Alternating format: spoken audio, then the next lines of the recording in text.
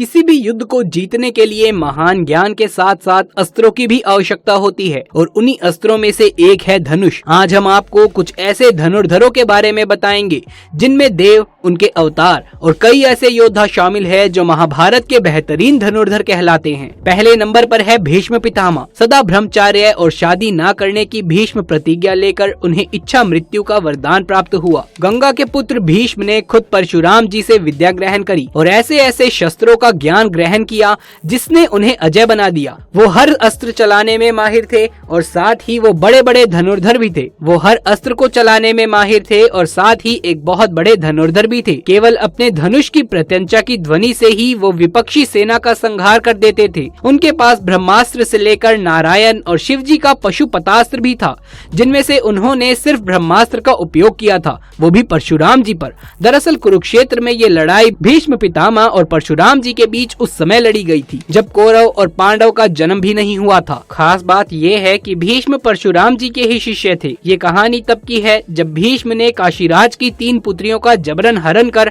उन्हें अपने भाई विचित्रवीर्य से विवाह के लिए विवश कर दिया। अंबिका और अंबालिका का विवाह तो विचित्रवीर्य से हो गया, लेकिन अंबा ने बताया कि वो शल्वराज से प्रेम करती है, इसीलिए विवाह नहीं कर सकती। ये सुन भीष्म ने उन्हें राजा शल्य के पास भेज दिया। हालांकि शल्वराज ने ये कहकर अंबा से विवाह इंकार कर दिया कि वो हर करके लाई हुई स्त्री से विवाह नहीं कर सकती। अंबा ने बार बार शल्य से प्रार्थना करी, लेकिन वो नहीं माने। फिर अंबा को ये विचार आया कि ये सारी परेशानी की जड़ भीष्म ही है, इसीलिए वो दोबारा भीष्म के पास पहुंची और कहा कि क्योंकि उन्होंने उनका हरण किया है, इस वजह से शल्य ने भी विवाह से इनकार कर दिया, तो अब उन्हें ही यानी कि भीष्म को ही अंबा से शादी करनी होगी। भीष्म ने ये कहते हुए उसे टाल दिया कि उन्होंने विवाह ना करने की प्रतिज्ञा ली हुई है।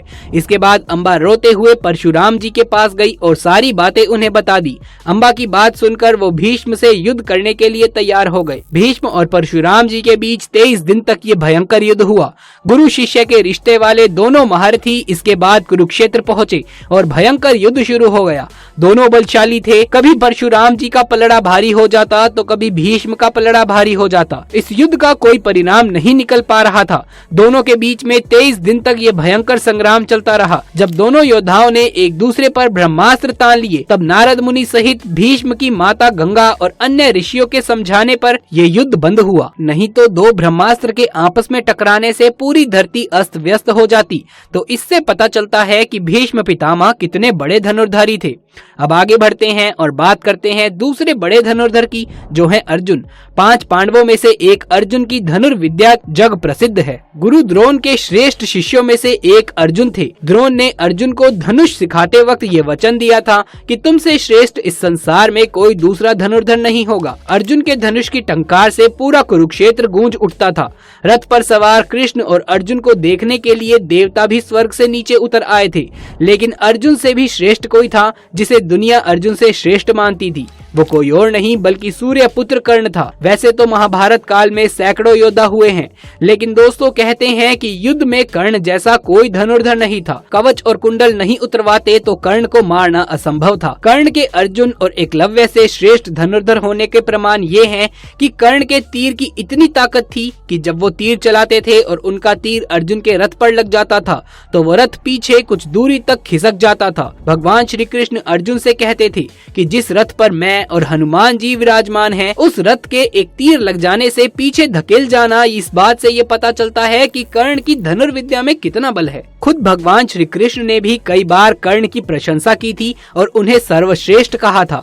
अब बात करते हैं एक ऐसे धनुर्धर की जिसका अंगूठा अगर नहीं लिया होता तो महाभारत कुछ और ही होती, और वो कोई और नहीं बल्कि एकलव्य है। गुरु द्रोण की मूर्ति बनाकर मूर्ति के समक्ष एकलव्य ने धनुर्विद्या सीखी थी। गुरु द्रोण को जब इस बात का पता चला कि एकलव्य अर्जुन से भी श्रेष्ठ धनुष बाण चलाना सीख गया है, तो उन्होंने एकलव्य से पूछा कि तुमने ये विद्या कहाँ से ली है। इस पर एकलव्य ने कहा कि गुरु, मैंने आपको ही गुरु मानकर आपकी मूर्ति के समक्ष ही ये विद्या हासिल करी है। तो इस बात पर द्रोण ने कहा कि तब तो हम गुरु दक्षिणा के भी हकदार हैं। एकलव्य ये सुनकर बहुत खुश हो गया और कहने लगा कि मांगिए गुरुदेव, आप क्या मांगना चाहते हैं। गुरु द्रोण ने कहा कि मुझे तुम्हारे सीधे हाथ का अंगूठा चाहिए। अर्जुन को दिए हुए वचन की रक्षा के लिए उन्होंने ने एकलव्य से उसके सीधे हाथ का अंगूठा ही मांग लिया था और एकलव्य ने भी बिना किसी सवाल जवाब के अपना अंगूठा काटकर गुरुदेव को दे दिया। कहा जाता है कि एकलव्य अंगूठा बलिदान करने के बाद भी नहीं रुका और बिना अंगूठे के ही धनुर्विद्या में कुशलता प्राप्त करता रहा। आज के युग में आयोजित होने वाली सभी तीरंदाजी प्रतियोगिताओं में अंगूठे का प्रयोग नहीं होता है, इसीलिए एकलव्य को आधुनिक तीरंदाजी का जनक कहा जाता है। प्रचलित कथाओं के अनुसार एकलव्य श्री कृष्ण को शत्रु मानने वाले जरासंध के साथ जाकर मिल गया था। जरासंध की सेना की तरफ से उसने मथुरा पर आक्रमण भी किया। एकलव्य ने यादव सेना के अधिकतर योद्धाओं को मार दिया था। जब ये सूचना श्री कृष्ण के पास पहुंची तो वो युद्ध करने आ गए। श्री कृष्ण जानते थे अगर एकलव्य को नहीं मारा गया तो महाभारत युद्ध में वो कौरवों की ओर से ही लड़ेगा, जिससे पांडवों की परेशानी बढ़ सकती है। जिसके बाद श्री कृष्ण और एकलव्य के बीच में युद्ध हुआ, जिस दौरान एकलव्य श्री कृष्ण के हाथों मारा गया। एकलव्य के वध के बाद उसका पुत्र केतुमान राजा बना। बता दें कि महाभारत के युद्ध में केतुमान कौरवों की सेना की ओर से पांडवों से लड़ा था और भीम के हाथों से मारा गया था। अब बात करते हैं एक ऐसे धनुर्धर की जिसके बारे में कहा जाता है कि अगर ये अपने 3 बाणों को इस्तेमाल करते तो महाभारत 2 पल में ही खत्म हो जाती। जी हाँ दोस्तों, वो और कोई नहीं बल्कि बर्बरिक हैं। महाभारत काल के सर्वश्रेष्ठ धनुर्धर में से एक बर्बरिक हैं। युद्ध के मैदान में भीम पौत्र बर्बरिक दोनों खेमों के मध्य बिंदु पर पीपल के वृक्ष के नीचे खड़े हो गए और ये घोषणा कर डाली कि मैं उस पक्ष की तरफ से लड़ूंगा जो हार रहा होगा। भीम के पौत्र बर्बरिक के समक्ष जब अर्जुन और भगवान श्री कृष्ण उसकी वीरता का चमत्कार देखने के लिए उपस्थित हुए तब बर्बरिक ने अपनी वीरता का छोटा सा नमूना मात्र ही दिखाया। श्री कृष्ण ने कहा कि ये जो वृक्ष है इसके सारे पत्तों को एक ही तीर से छेद कर दिखाओ तो मैं मान जाऊंगा। बर्बरिक ने आज्ञा लेकर तीर को वृक्ष की ओर छोड़ दिया।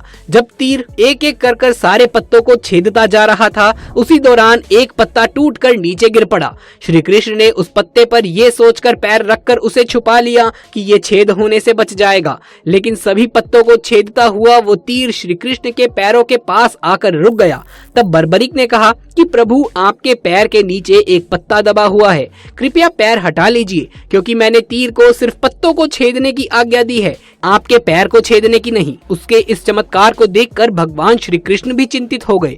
भगवान श्री कृष्ण ये सोचने लगे कि बर्बरिक प्रतिज्ञावश हारने वाले का ही साथ देगा। अगर कौरव हारते हुए नजर आए तो वो पांडवों के लिए संकट खड़ा हो जाएगा, और जब पांडव बर्बरिक के सामने हारते हुए नजर आएंगे तो वो पांडवों का साथ देगा।